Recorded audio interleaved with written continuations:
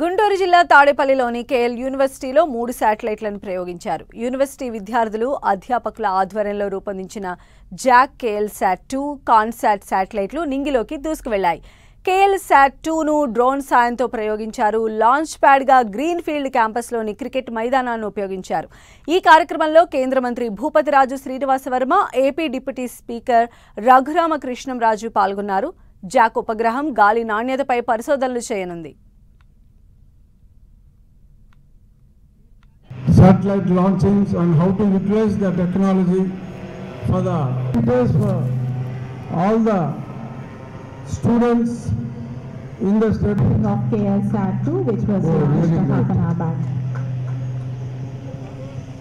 And few years back, The company and their team who work for the satellite launch చేస్తున్నామంటే అసలు నాకు mind పనిచేయాలి.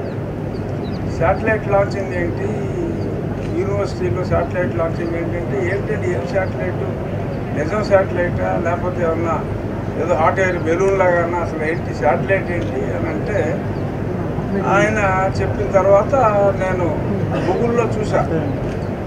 ఈ nano satellites కొన్ని ప్రసిద్ధి చెందిన యూనివర్సిటీస్ వరల్డ్ వైడ్ చాలామంది కొన్ని అంటే వెరీ ఇంపార్టెంట్ యూనివర్సిటీసే శాటిలైట్స్ లాంచ్ చేస్తున్నారు అని అది దాని గురించి కాస్త తెలుసుకున్న తర్వాత నిజంగా ఐ ఫెల్ట్ సో హ్యాపీ. ఈ కేఎల్ జాక్ ఏదైతే ఉందో కేవలం 23 గ్రాముల వెయిట్, దాదాపు 14-15 కిలోమీటర్ల ఎత్తులో 800 కిలోమీటర్లు తిరుగుతూ అనేక విషయాల్ని మనకు అందించేటువంటి